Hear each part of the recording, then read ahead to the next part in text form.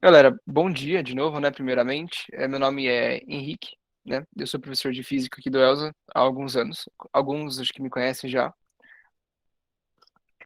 mas enfim, eu sou engenheiro mecânico, né? Atualmente estudo mecânica automobilística, então voltada mais para carros e ônibus, caminhões, etc. E é isso, né? A aula de hoje, pessoal, em si, é uma aula muito importante, né, para quem vai prestar o vestibular. Então eu recomendo que vocês prestem bastante atenção porque a gente vai falar sobre elétrica, né? Eletrodinâmica de uma forma mais específica. Então, é muito importante a gente distinguir aqui a elétrica em duas fases, né? Sendo que a primeira está sendo omissa dessa aula.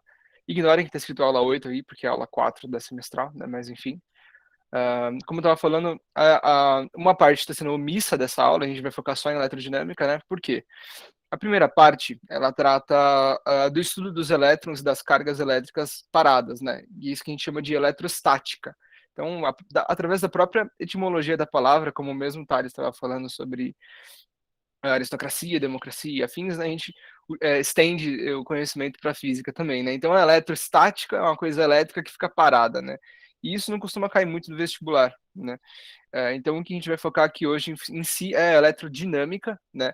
Que, como vocês podem deduzir aí, é o próprio estudo do movimento, né? Estudo das forças da dinâmica entre elétrons, né? Aí trata a própria eletricidade em si, né? Da forma em que as conhecemos, da forma em que a gente a conhece, assim, no cotidiano. Então, isso é uma coisa que cai muito no vestibular, extremamente frequente, né? Essa matéria.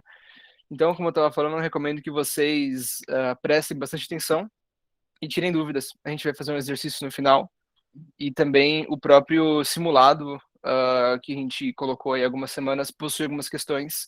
Então, certamente voltamos na aula de exercícios aí dessa semana, na aula prática, para resolver mais questões relacionadas a esse tema, dada a importância dele, né? Então, enfim, acho que o recado está dado, né, basicamente. Então, e é claro, qualquer coisa, assim, qualquer pergunta, dúvida, manifestem-se aí no chat ou via microfone. Nós estamos aqui para bater um papo, trocar ideia e, acima de tudo, para aprender juntos, né? Então, vocês possuem um papel muito importante nisso. Então, vamos retomar um pouquinho sobre o que a gente estava falando na aula passada, de física, né? Então, o professor Anderson passou aqui há 2 semanas para falar sobre energia, vocês devem lembrar. Ele trouxe um simulador muito legal do skatista descer na rampa e tal, e perdendo energia com atrito, né, e afins. E acho que uma mensagem que ficou muito clara naquela aula e que eu acho que é muito importante vocês levarem é que a gente consegue transformar a energia em formas diferentes, né? Então, naquele caso do skatista, por exemplo, ele estava num ponto mais alto com maior energia potencial gravitacional, né? Tem potencial de realizar energia, de transformar energia, de realizar trabalho. E aí, conforme ele descia a rampa, ele ganhava velocidade. Então, ele perdia energia potencial e transformava essa energia inicial em energia cinética, né? Energia de movimento. E aí, quando ele ligava ali o simulador para o modo real, né, o modo com atrito, ele ia perdendo essa energia, né? Mas na verdade ele não perde energia, ele estava transformando energia que ele já tinha acumulado em forma de potencial ou cinética em energia térmica, né? Por causa do atrito ali entre a roda do skate e os rolamentos, enfim, existe todo um mecanismo ali do skate que transformava parte dessa energia em energia térmica. Então, o que acontece é que ele ia perdendo, né? Ele ia parando ali, perdendo energia, transformando essa energia inicial em calor, né? Essa energia de movimento que ele tinha na roda em calor. Então, resumo da ópera, a gente consegue transformar a energia de muitas formas, né? Então, esses são os recados que a gente tem para passar no semestre como um todo, foi passado na aula passada, e também a gente vai falar um pouquinho sobre aqui na aula de hoje, tá? Então, existem várias formas de energia, fato. Podemos criar ou perder energia, mais ou menos, né? A gente consegue transformar a energia e, enfim, vamos que vamos. Qualquer coisa, manifestem-se aí. Se estiver falando muito rápido também, me deem uma freada, porque às vezes eu me empolgo, tá? Então, aqui, algumas formas de energia, né, de uma maneira bem simplificada. Então, mecânica, elétrica, química, térmica e nuclear, né? Assim, acho que o que a gente mais focou na aula passada foi na mecânica, né? Um pouquinho da térmica ali, no sentido de mecânica entende-se todas as potenciais, como potencial elástica, potencial gravitacional e energia cinética. E energia térmica é o próprio calor, né, em si. E aí hoje a gente vai falar um pouquinho sobre a elétrica, né? Então, energia elétrica é uma forma muito presente de energia que a gente, ah, basicamente hoje em dia em home office faz mais de um ano aí, quase um ano e meio, mais de um ano e meio, na verdade, né? Provavelmente mais um pouco ainda, mas a gente não vive sem, né? Aliás, ainda presencial também não vive sem energia elétrica, não tem como, atualmente. Mas enfim, né? Então, na aula de hoje a gente vai falar um pouquinho sobre energia elétrica, né? Aqui eu trago alguns exemplos, né, de da onde a energia elétrica é empregada. Então, um exemplo clássico do chuveiro, a gente até utilizou aí algumas semanas na aula de ciência da natureza para fazer um comparativo de conta de luz, né, e afins. Então, qual que é o grande propósito do chuveiro em termos de energia, né? Ele vai pegar a energia elétrica que você tem disponível na sua casa, né, geralmente uma tomada 220 ali, e transformar em energia térmica, né? E como é que ele faz isso? Através de um resistor. O que é o resistor, professor? Descobriremos em breve, em alguns minutos, né? Mas o que é importante é que ele vai aquecer aquela água ali, né? O chuveiro elétrico aquece a água através de um resistor, né? E isso consome potência elétrica, tá?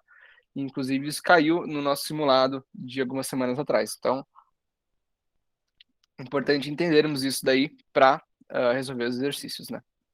Mas, enfim, seguimos. E aqui um outro exemplo prático de como a energia elétrica é transformada de outras maneiras no nosso cotidiano, né? Então eu trago um ventilador. O que acontece é que ele transforma a energia elétrica da rede também. Então você conecta a tomada na rede da casa, né? E aí existe um motor elétrico dentro do ventilador que vai transformar isso em energia mecânica, né? Isso através de uma série de mecanismos aí que não vem ao caso agora, até porque é bastante complexo. Mas o que é importante é que a gente consegue uma conversão de energia, né? Então a gente tem energia elétrica lá, pá, pá, pá, e aí isso vai transformar em energia mecânica que atua sob a hélice, né, do ventilador. Isso vai gerar a diferença mecânica também no próprio ar, né, que vai, enfim, se movimentar aí com esse saldo energético que a máquina coloca ali sobre o próprio ambiente, né? Enfim, isso acho que a gente já sabe muito bem como é que isso acarreta no nosso dia a dia, né? Então, por exemplo, agora tá calor pra caramba, tô pensando em ligar o ventilador aqui em casa. Mas, enfim, não vem ao caso também. Beleza. Alguma coisa até agora? Alguma pergunta ou dúvida ou algum comentário sobre? Acho que é interessante esse começo pra gente falar um pouquinho sobre, né? E, não sei, às vezes vocês têm outras ideias de máquinas que funcionam da mesma maneira, né? Ou sei lá. Mas enfim. Bom, que coisa. Então, como nenhum comentário, ninguém abriu o microfone, eu vou seguir, tá? Mas qualquer coisa, o que é o receptor? Assim, o receptor é a própria máquina ali que tem um motorzinho elétrico no ventilador, tá? Nesse caso, é uma nomenclatura, acho que é meio antiga, ninguém usa muito mais isso, mas é um elemento que recebe energia, né, e acaba convertendo ela em outra maneira. Resistor é o de, vamos falar em breve, tá? Mas é um elemento da própria elerodinâmica, com o qual a gente constrói circuitos elétricos e outras coisas, tá? Mas vamos explorar com calma em breve, tá bom? Não se preocupe. Mas obrigado pelas perguntas, pessoal. Se alguém tiver mais, vão colocando aí.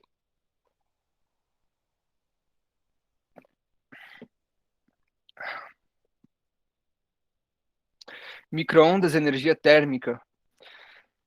Uh, Difícil responder essa, mas não. É uma forma de radiação, na verdade. Um, e isso acaba. Micro-ondas, na verdade, é um tipo de radiação que acaba colidindo ali com as partículas da comida, né? E isso acaba aquecendo elas, mas não. E isso acaba se convertendo em energia térmica depois, né? Mas por si só, não, tá, Vitória? Mas boa pergunta. Mas micro-ondas é radiação, beleza? Boa, Rafa. Boa observação. O resistor tem tudo que esquenta? Não necessariamente, né? Por exemplo, você deixar um copo d'água no sol, ele vai aquecer, mas não existe nenhum resistor ali, né? Então, não. A Ana Clara tá chegando. Boa. E aí, já levando para a pergunta da Bianca também, a torradeira tem um negócio que fica incandescente, que é um resistor, sim. Boa observação. E a Bianca comentou que o secador de cabelo é térmica.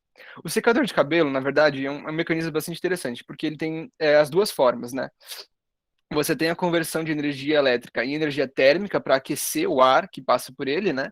E aí você acaba secando o cabelo através dessa temperatura mais alta do ar.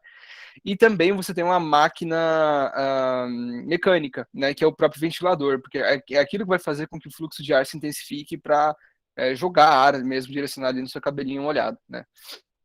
Então, os dois, é verdade. Isso é bem legal. Beleza? Vamos destrinchar um pouco melhor essas coisas, acho que principalmente do circuito térmico aí, com os resistores e ficar um pouco mais claro do que ocorre, tá? Mas acho que tem até mais coisas. Assim, outras coisas também, e aí do outro lado, né? Como é que a gente converte energia de outras maneiras para energia elétrica, né? Então, a gente tem aí o exemplo da química, né? Que é a própria pilinha que a gente tem aí nos nossos dispositivos, controle remoto, sei lá, qualquer coisa que você tenha que seja remoto. E isso é uma pilha que ela possui um potencial elétrico químico, né? E aí, através disso, é possível gerar energia elétrica se a gente tiver um contato ali entre as duas extremidades da pilha, né? E aí isso se converte, né, em corrente elétrica e energia elétrica em si, tá? E aí abaixo, na usina hidrelétrica, a gente já comentou algumas vezes, até um pouco exaustivo esse exemplo. Acho que você já deve ter ouvido também falar em outros lugares, mas na usina hidrelétrica, o que acontece é que a gente transforma em energia mecânica, né? Então, você tem potencial ali no manancial do reservatório, né? E aí essa água acaba ganhando energia cinética e pressão quando ela desce pelo tubo. Isso gira uma turbina, né? E essa turbina acumula energia mecânica em forma de energia cinética, né? E isso se transforma em energia elétrica também através de alguns processos eletromecânicos aí, né, que são bastante complexos, mas é uma maneira de converter energia mecânica em energia elétrica, né? E aí isso, enfim, alimenta aí as nossas redes do nosso Brasil, né? Do nosso país aí como um todo. Em maioria, né? Em maior parte é isso, tá? Aí na aula de ciência da natureza a gente falou um pouquinho sobre chuveiros, né? Então tem algumas potências aí nesse exemplo que a gente trouxe, né? O que acontece é o seguinte, né? Como eu estava falando, o chuveiro elétrico, por resistência elétrica, né? É um dos maiores consumidores de energia domésticos, né? Porque ele vai aquecer a água ali através da energia elétrica. E aí, em um chuveiro de 220, né? A gente tem uma variação de potência ali entre 3.200 watts até 7.500 watts, né? Que é maior do que o de 127 volts, né? E a gente vai entender por que disso depois, tá? Mas o que é interessante é isso, né? Ele coloca ali nessa manchete, né? Você tem um chuveiro com padrão de tensão, né? Que tem uma resistência que tem uma potência que varia entre 3.200 até 7.500 watts. Então eu falei algumas palavras aí que podem não parecer muito claras para vocês nesse primeiro momento, né? Então, primeiro, o que é tensão? O que é volts, né? O que é tensão em volts? O que é resistência, certo? Que já foi colocado até pela Eudine aí no chat. E o que é watts também, o que é potência, né? Como é que isso se traduz aí dos nossos aparelhos elétricos, tá? E aí, no cálculo da aula de ciências da natureza, que foi algumas semanas, né? Nós fizemos essa continha aí de quanto dinheiro se pagava, né? Ao longo de um mês. Então, mas assim, a gente ignorou algumas coisas nesse primeiro momento, né? O que a gente fez foi transformar de watts para quilowatt-hora e depois transformar em grana, né? Basicamente. Isso caiu, inclusive, até no simulado, né? Mas aí a gente acabou ignorando algumas questões meio fundamentais, assim, da coisa, né? Então, primeiro, o que define a potência do aparelho, que nem eu coloquei na foto anterior? E o que isso significa para o chuveiro em si e para as pessoas que utilizam ele para suas tarefas domésticas, né? E aí também, de maneira similar, o que acontece com outros aparelhos domésticos ou comerciais ou industriais, né? Que possuem processos elétricos aí de conversão de energia. Então aí a gente começa já a falar em termos da eletrodinâmica em si, né? Então a gente começa a falar das principais grandezas, né? E de como calcular essas grandezas e como também isso acaba caindo no vestibular para de forma prática assim ensiná-los e treiná-los também sobre como tratar esse tipo de problema, né? Então, beleza, vamos aí. Então, falando do chuveiro também, né? A gente falou sobre potência, então vamos destrinchar um pouco melhor isso, né? De forma geral, potência, né, até como colocado nas aulas de física anteriores, é, na verdade, a variação de energia em um determinado período de tempo, né? Então, a unidade fundamental disso no sistema internacional é watts, né? E watts nada mais é do que joule por segundo. Então, como a gente até falou na aula anterior de física, né? A unidade fundamental de energia é joules, né? Que é o Jotinha, joules. E tempo é segundo, né? A gente já falou também antes nas aulas de mecânica, né? E de cinemática. Mas o que 5.000 watts significa, por exemplo? Significa que você está consumindo uma energia de 5.000 joules a cada segundo, né? Ou seja, uma coisa mais ou menos intensa ali para um chuveiro, né? Se a gente for falar em grandeza assim, de energia. Mas, enfim, né, como é que isso se traduz também em termos de potência elétrica, né?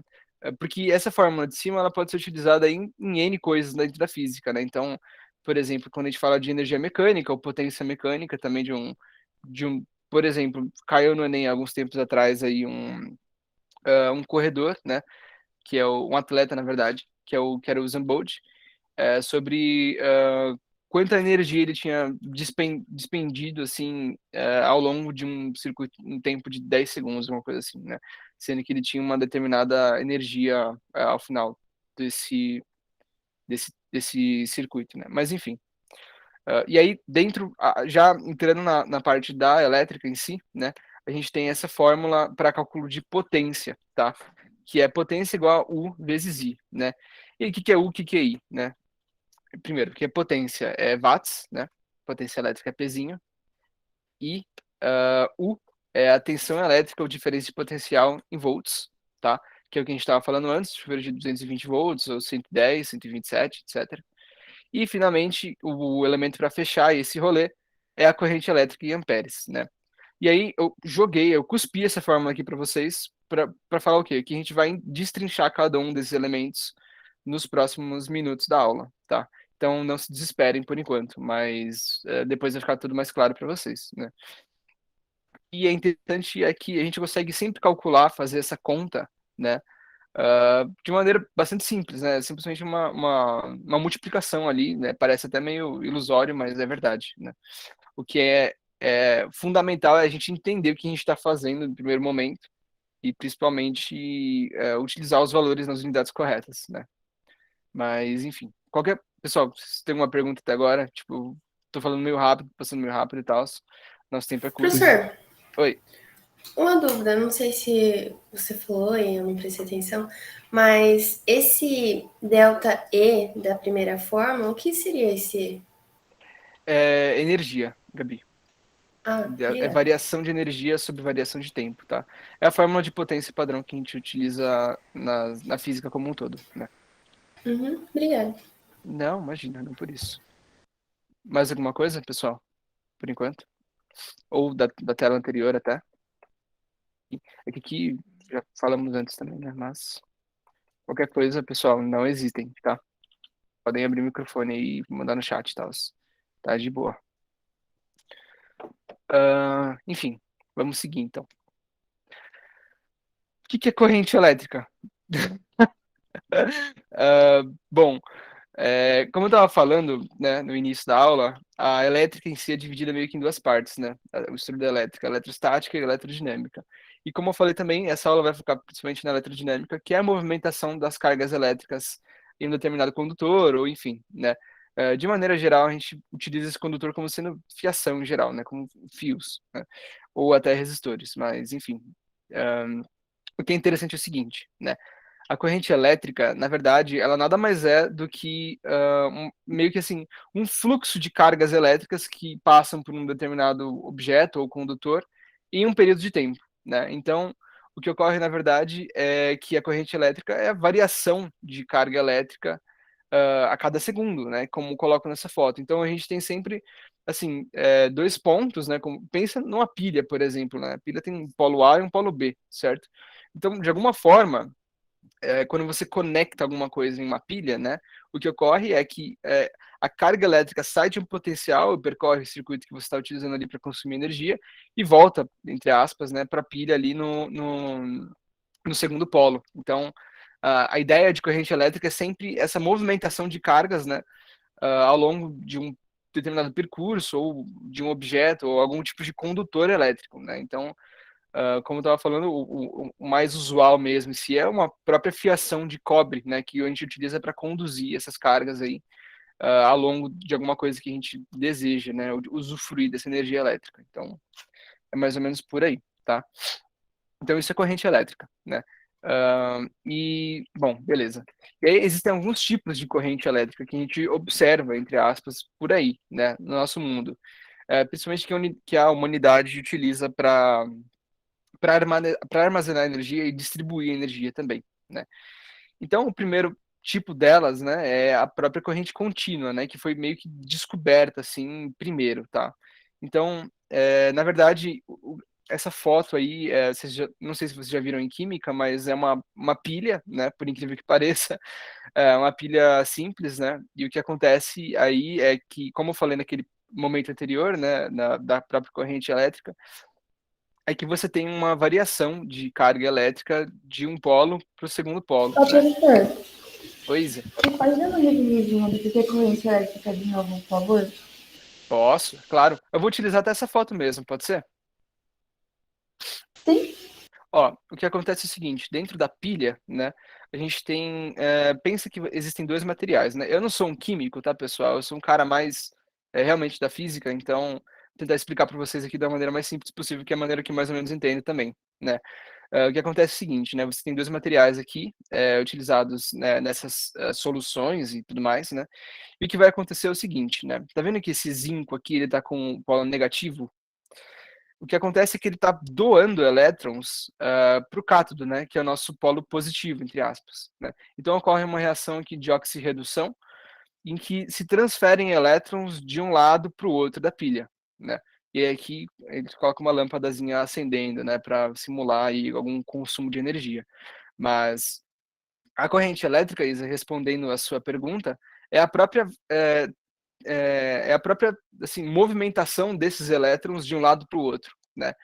E é o próprio fluxo de carga elétrica que acontece de um polo para o outro e que a gente observa que é conduzido nesses fios, né, por exemplo, ou em qualquer circuito que a gente possua, tá? Então é isso, pensa sempre assim, pensou corrente elétrica, pensou carga andando, né, um monte de elétron lá correndo juntinhos, como se fosse uma maratoninha dentro do fio. Né? Então eles vão é muito rápido, a gente não consegue ver isso, né, obviamente, mas imaginem dessa forma, tá bom? Respondeu? Se não, pode perguntar de novo. Sim, obrigada. Beleza, boa, perfeito. Então, corrente contínua a gente tem nas pilhas, né? Como eu falei, a esquerda é uma maneira um pouco mais rupestre de fazer uma pilha, né? E no meio a gente tem uma forma um pouco mais industrial de fabricação de pilhas, né? E maneira um pouco mais enxuta e compacta. E aí, como eu falei, eu sou engenheiro mecânico, né? Então não poderia deixar de mencionar que as baterias de carros elétricos funcionam dessa forma, né? Na verdade, é um monte de pilha junta, né? De maneira bem compacta e densa ali para produzir uma corrente contínua, né? Que vai ali alimentar os motores do carro. Né? E eu acho isso bem legal. Então, não tem necessariamente nada a ver com a aula, mas é muito maneiro. Então, coloco de qualquer forma. Tô nem aí. Beleza? E aí, o segundo tipo de corrente elétrica, aliás, antes disso, alguma dúvida sobre corrente contínua por enquanto? Acho que é a maneira mais clássica, assim, da gente pensar na movimentação de carga elétrica, né? Pessoal, Sem dúvidas. sem dúvidas. Boa, Isa. Fique à vontade aí no chat, se quiserem mandar um salve. Tô de olho aqui, beleza? E aí, o segundo tipo de corrente elétrica, né, que a gente observa é a corrente alternada. Então, esse tipo de energia, né, ele foi mais ou menos assim, ele é mais ou menos, como posso dizer, mais ou menos um pouco mais induzido pelo homem, né? Eu acho que a corrente contínua a gente consegue observar em pilhas, assim, de uma maneira um pouco mais simples, né? E a corrente alternada já é um pouquinho mais sofisticada em termos de instrumentos e aparatos necessários assim, para a gente, assim, entre aspas, fabricá-la, né? Ou até distribuí-la, né? Mas a corrente alternada é o que a gente acaba recebendo na nossa casa, né? Então, todos os nossos aparelhos que a gente pluga na tomada, né? estão adaptados a esse tipo de corrente, né? Por exemplo, se você for carregar a tomadinha do celular com uma pilha, não vai dar certo, né? Ele está acostumado já com a sua alimentação de casa, que são os 110, 127, 220 volts, né, para alimentação. E aí, enfim. Mas o que acontece, como é que funciona, né, isso daí, na verdade? A corrente alternada, diferente da corrente contínua, ela tem uma inversão do sentido da corrente. Então, basicamente, ora a corrente elétrica está fluindo de uma maneira, né, em um sentido, e no outro momento ela está percorrendo o sentido inverso, né? E por que que acontece isso, né? Eu não tenho muita propriedade para explicar esse fenômeno, na verdade, né? Mas, na verdade, o que acontece é que a gente tem ganhos quando a gente utiliza esse tipo de corrente, né? Principalmente na distribuição, né? Porque acaba sendo uma maneira muito mais eficiente de transportar essa carga elétrica do que a maneira inicial, né? Que é a corrente contínua.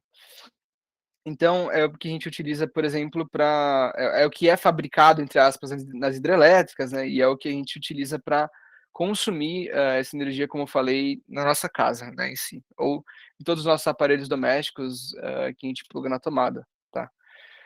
Mas, enfim, via de regra, pessoal, vestibular e, assuntos de ensino médio e afins são geralmente a gente geralmente faz cálculos, né, e com corrente contínua mesmo, então não se preocupem muito, com detalhes sobre corrente alternada, né, isso é um assunto um pouco mais, profundo, tá, um pouco mais, específico e um pouco mais detalhado, assim, em outros cursos e afins, né.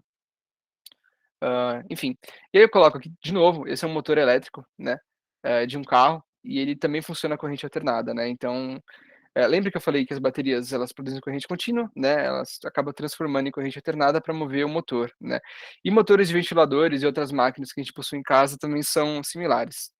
Tá bom, Gabi não entendeu essa, beleza. É que é um pouco confuso mesmo, de fato, né. E eu não possuo aqui um esquema muito prático de como fazer, de como isso acontece em si. Mas é o seguinte, nas tomadas que a gente utiliza em casa, né, você pode reparar que elas possuem 2 pinos, né. Diferentemente, aqui possui 3, mas o do meio desconsidera que é o terra, que não é nada, tipo, ele é só um pino de segurança. Mas, quando a gente usa a tomada de 2 pinos, né, o que acontece geralmente é o seguinte, a gente tem o sentido de corrente elétrica em um lado no primeiro momento, né, e no outro lado a gente possui, o sentido inverso, né. Então, tipo assim, ele vai alternando o sentido da corrente, e isso no Brasil, principalmente, isso ocorre a 60 vezes a cada segundo, né, então é tipo uma forma muito rápida. Não sei se vocês já viram, inclusive, aquele episódio do Chaves, em que eles tomam um choque, né, e eles ficam todo mundo, tipo, meio e tals. E por que que acontece isso, né, a gente, porque justamente existe essa inversão do sentido da corrente, né, e as pessoas vão, quando a gente toma um choque, a gente sente principalmente essa inversão de corrente, né, por isso que, a gente fica meio, assim, parece que ocorre tipo um zumbido na nossa mão, sei lá, né. Faz tempo que eu não tomo choque, mas a experiência que eu lembro é mais ou menos essa, né. E é diferente da corrente contínua, porque ela principalmente, ocorre, o sentido de movimentação de carga de uma maneira só, né, em um sentido só. Então, na corrente alternada é bastante diferente, né. O sentido meio que se inverte, assim, a cada momento no circuito, né. Eu vou depois colocar alguns circuitos aqui, e aí eu tento explicar um pouco melhor quando a gente tiver, a figura em si. É exatamente isso, Gabi, mais ou menos isso. Ele muda periodicamente, isso. Ele vai invertendo o sentido. Tipo, uma hora é positivo, outra hora é negativo, uma hora é positivo, outra hora é negativo, cada polo, né. Então corrente alternada doméstica, mais ou menos assim. É. Não, imagina, imagina. Assim, eu até peço desculpas, porque eu não sou muito dessa área, então é um pouco mais difícil para mim explicar, né. Mas espero que tenha ajudado, sei lá, e depois espero que fique mais claro também com as figuras, tá. E aí, bom, enfim, como colocado aqui embaixo, né, no Brasil a frequência de oscilação é 60 hertz, que dá os 60 oscilações a cada segundo, então é uma inversão, assim, periódica bastante intensa, né, se a gente for analisar, tá. A frequência é bem alta. E aí a gente chega em outro parâmetro, né, saindo da corrente, vamos falar um pouco mais sobre tensão elétrica, né, ou diferença de potencial, né.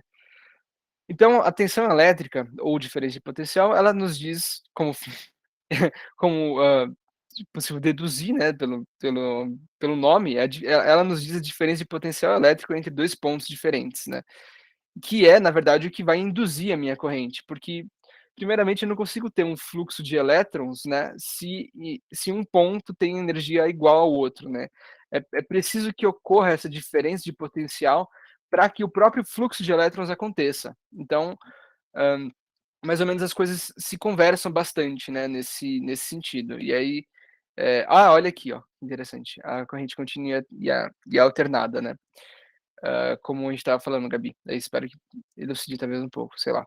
Mas é bem interessante isso, porque a gente consegue fazer um paralelo com algumas coisas, né. Por exemplo, pensa em um plano reto, né. Se você está em um plano reto, você não tem tendência de se movimentar em nenhuma forma, né. Você está parado, basicamente. Mas a partir do momento que a gente começa a inclinar esse plano, né, o que está em cima tende a se movimentar no sentido de descer, né. E isso é justamente aquela transformação de energia que a gente explorou na última aula, né, de energia potencial.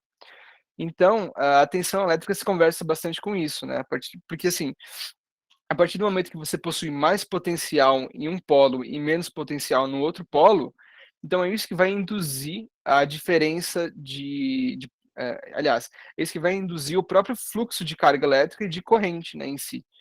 Então, só é possível produzir corrente elétrica a partir de uma diferença de potencial, né. E aí eu vou até voltar naquela questão da pilha, porque é justamente assim que funciona a pilha, né. Um potencial. Professor, Oi. aí na corrente elétrica tem a corrente contínua e a corrente alternada, e na tensão elétrica também tem tensão contínua e tensão alternada? É que, assim, uma coisa é mais ou menos igual a outra, tá? Ah, tá. Tipo, porque, assim, como eu estava falando, né, a tensão é que impulsiona a corrente, né? E aí, se você tem uma tensão contínua em um polo sempre diferente do outro da mesma maneira, então a corrente vai fluir apenas de uma maneira, né?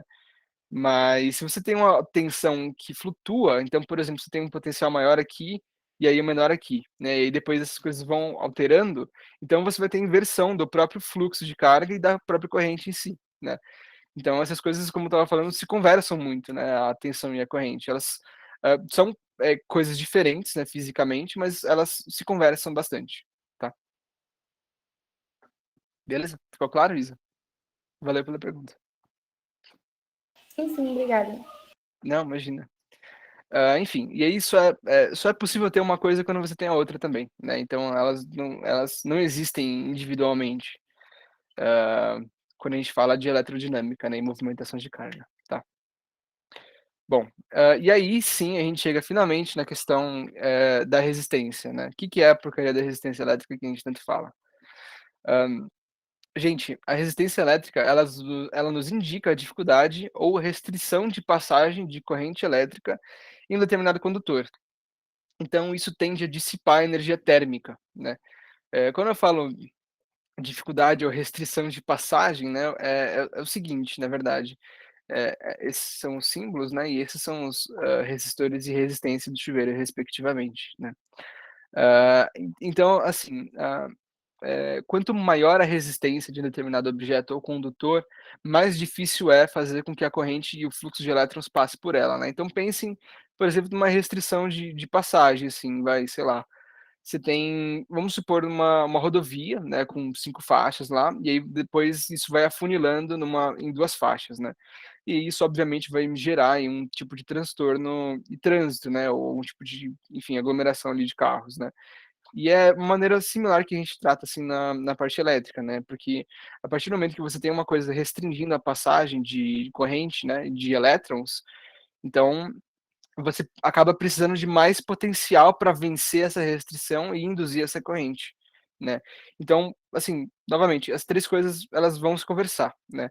E aí o que acontece é quanto maior essa restrição, quanto maior esse gargalo de passagem de elétrons, mais resistência você tem, né, e também mais calor você dissipa quando você está induzindo esses elétrons através dessa passagem, né. E isso que acaba ocorrendo nas resistências aí de aparelhos domésticos e afins, né.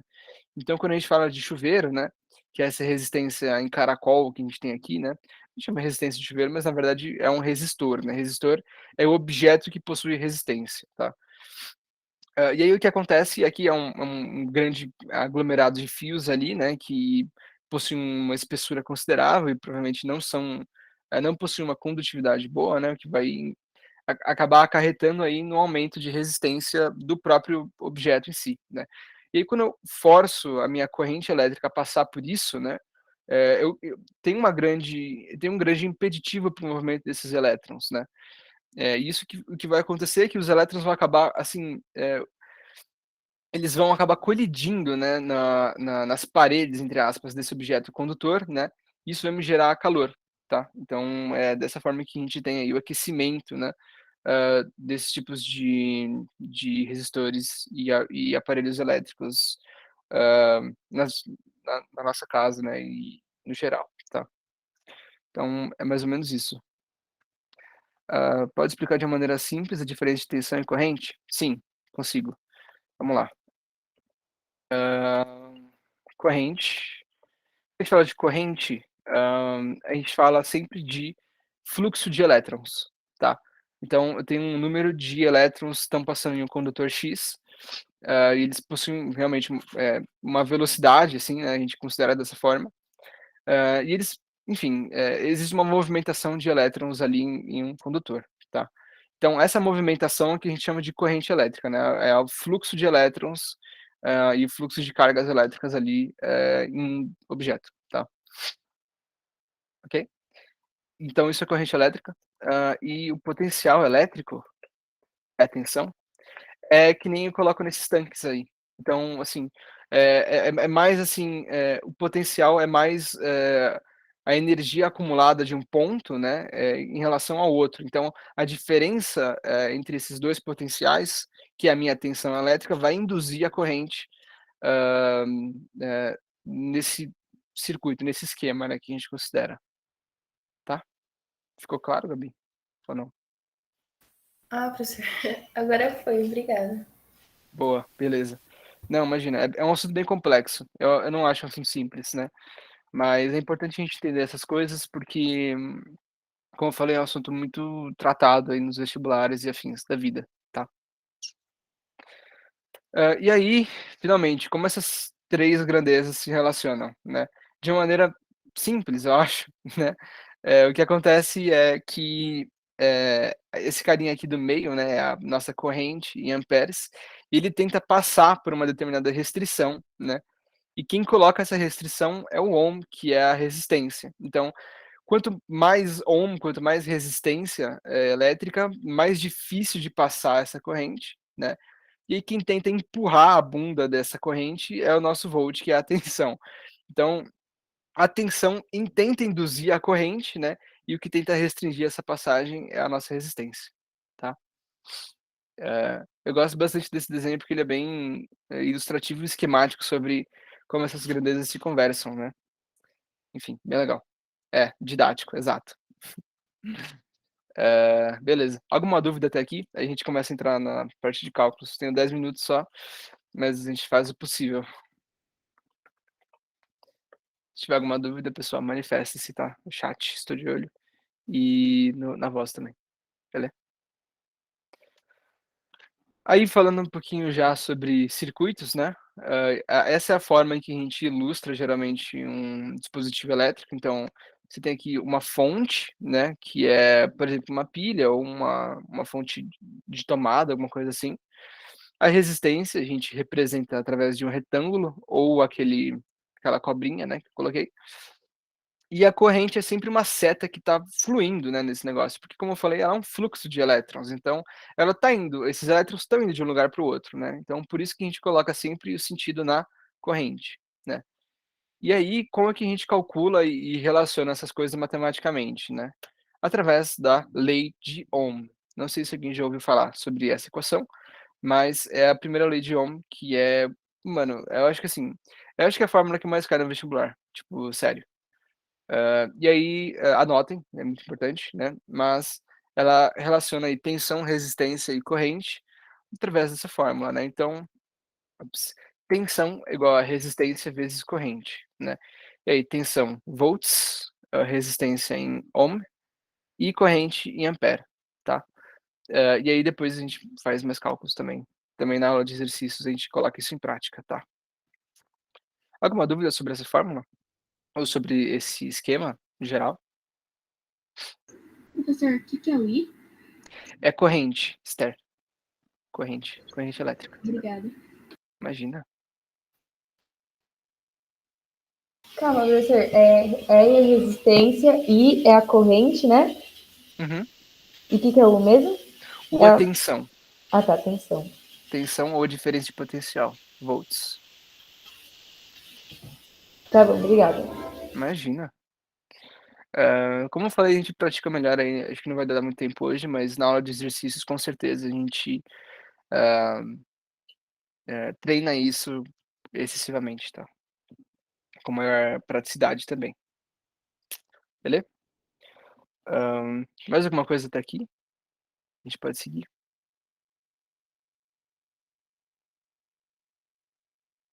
Tá bom, então vamos seguir. Perfeito. O que acontece quando a gente tem mais de um resistor? Acho que alguém aqui já conhece essa história de associação de resistores? Alguém já viu na escola ou no curso, sei lá? Acho que alguns aqui devem fazer curso técnico, né?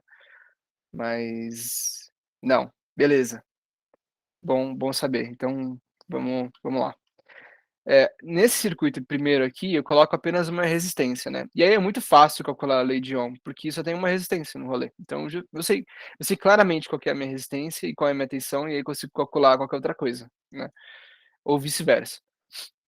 Mas quando a gente tem mais de uma resistência, aí o negócio começa a engrossar um pouco, né? Já não fica muito claro, por exemplo, qual resistência eu uso, qual valor de resistência, né? Se é a primeira ou a segunda ou as duas. Eu somo, eu multiplico elas ou eu divido, não sei, né? Então, existem duas maneiras de associar resistores, né? De uma maneira prática. E a primeira delas é a forma em série, né? Série, ou seja, um depois do outro, tá? Então, eles estão conjuntos e a mesma corrente passa pelos dois, tá? E aí isso é mil maravilhas, né? Para calcular uma resistência equivalente, então eu agrupo essas duas como se fossem uma só, né? Essa minha equivalente. Então a gente só soma elas, né? Olha que coisa maravilhosa. Eu adoro isso, né? Quando você tem duas resistências, você vai lá e só soma elas, né? Quando elas estão em série. Perfeito. Ótimo. Então, essa é a primeira maneira, tá? E aí, peraí, antes da gente ir para paralelo. Tem alguma dúvida com relação a isso? Não ficou claro sobre. Tá claro, sim. Tá, beleza. Mais alguém? Tá passando meio rápido, gente, mas é que nosso tempo é muito curto aqui. Não, beleza. E aí, qual é a segunda forma? Quando eu tenho esse caminho que se divide ali, as aulas são gravadas, sim, Isa. Você tá gravando essa, inclusive. Pode ir lá, fica tranquilo. Então, quando você tem esse caminho que se divide, você coloca esses dois resistores, a gente chama, né, de paralelo, tá? E aí, basicamente, qual é a ideia, né? Que a corrente, ela vai se dividir entre os dois, né? E aí já não é mais igual ao anterior, né? Não é mais a maneira série, certo? Então, o que acontece é que a gente tem que calcular essa resistência equivalente através dessa fórmula que eu coloco aí, né? Então, o valor de uma resistência vezes a outra, dividido por uma resistência mais a outra, tá? Então, isso pode parecer um pouco confuso à primeira vista, né? Mas existem algumas simplificações que a gente pode fazer, né, para tornar isso um pouco mais acessível. Professor, Oi. e se houver o caso de ter mais de duas? Aí, boa pergunta. Qual é a recomendação, né? Que você vá agrupando de duas em duas, né? Existe um exemplo que eu coloquei aqui em seguida, a gente pode até dar uma olhadinha. Não sei se vai dar tempo, mas pelo menos por cima a gente passa. Em que existem 3 ou 4, né, associadas. E aí a ideia é que a gente tem que sempre agrupar de duas em duas, tipo assim, essas duas estão em série, aí você soma. Aí essas duas estão em paralelo, aí você calcula dessa forma, né? E aí você vai juntando uma com a outra, né? Vai fazendo meio que um aglomerado, assim, de resistências equivalentes, tá? Então isso é bastante comum, inclusive, de acontecer na prática, né? E até nas provas, nos vestibulares e afins, tá? Mas a ideia é sempre ir agrupando de pouco em pouco até você ter, de uma forma prática, uma resistência equivalente única. Tá bom? Respondeu?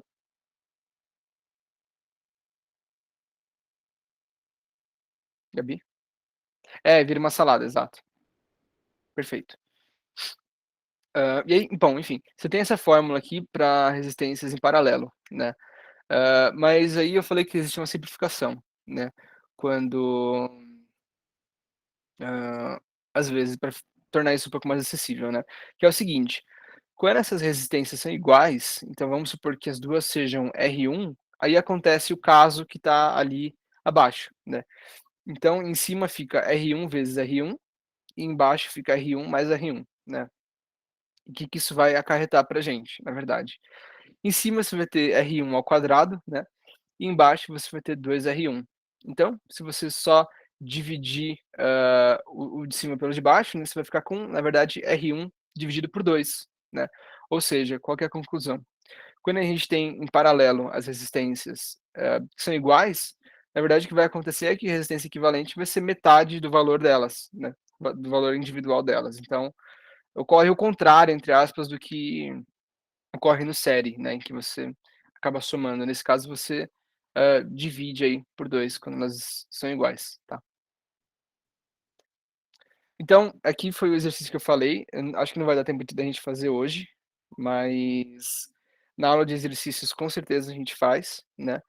Explicando o conceito rapidamente, qual é o problema, né? Qual é a questão? Antes de passar para o exercício, alguém tem alguma pergunta, alguma dúvida até agora? Até sobre isso aqui, sei lá, mais alguma coisa?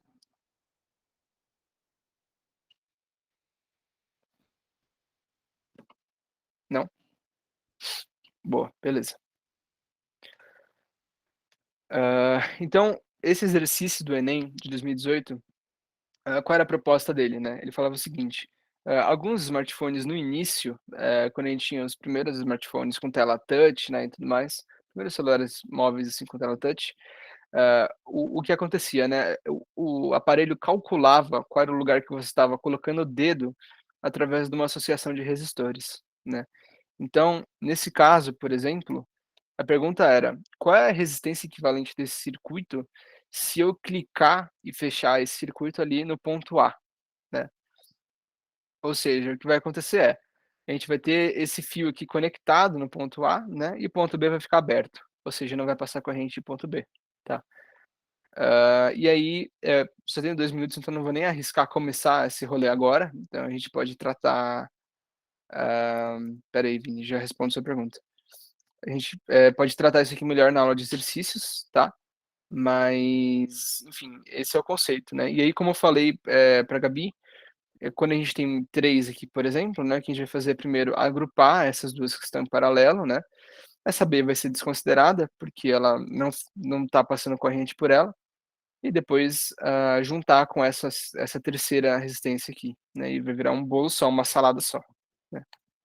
E aí tem resolução aqui, depois a gente fala disso. Respondendo a sua dúvida, Vinícius, não necessariamente, tá? Se tiver mais 2 resistências paralelas. Por que não? Vamos supor que eu tenho a resistência, eu sei que eu tenho 3 resistências de dois ohms, valor 2 em paralelo, né. Como eu estava falando para a Gabi, a estratégia que a gente tem que partir é a seguinte, né, agrupar sempre de 2 em 2, que é a maneira mais, lógica e simples de ir resolvendo esse problema, tá. Então, se eu tenho, 3 resistências de 2 ohm em paralelo, e eu agrupar as primeiras 2, isso vai me dar uma resistência equivalente de 1 ohm, certo. E aí, na verdade, o que eu vou ter com a terceira é uma resistência de 1 ohm associada com uma resistência de 2 ohm, certo? Então aí já não bate mais com aquela condição de simplificação que eu falei. E aí a gente tem que aplicar essa fórmula completa aqui, né? Então 1 vezes o outro sobre 1 mais o outro. Então isso daria 2/3 aí, né, fazendo de cabeça. Mas não é tão simples assim, né? A gente só pode usar a simplificação quando tiver realmente 2 iguais, tá?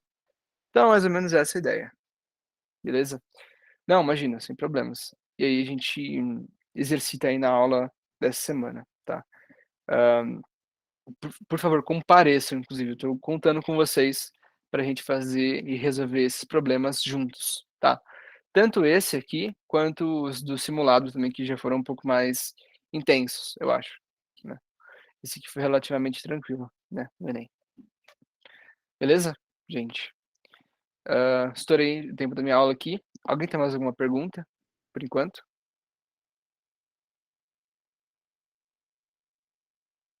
Sem dúvidas, Gabi. Que bom. Nope, Rafas. De boas. Tá ótimo. Então, eu vou encerrar a gravação aqui e a gente deve seguir em breve aí para a próxima aula, tá? Aproveitem um break de alguns minutos.